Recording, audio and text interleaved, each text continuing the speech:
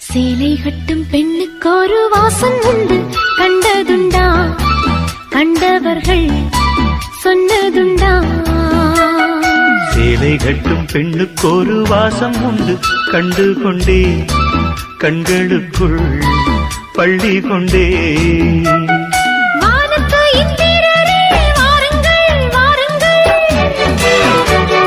பெண்ணுக்குள் என்ன இன்பம் கூறுங்கள் கூறுங்கள். இதுமோ இதமோ சுகமோ உலகத்தில் இல்லை, இவளின் குணமோ மனமோ மலருக்குள் இல்லை. சேலை கட்டும் பெண்ணுக்கு ஒரு வாசம் உண்டு, கண்ட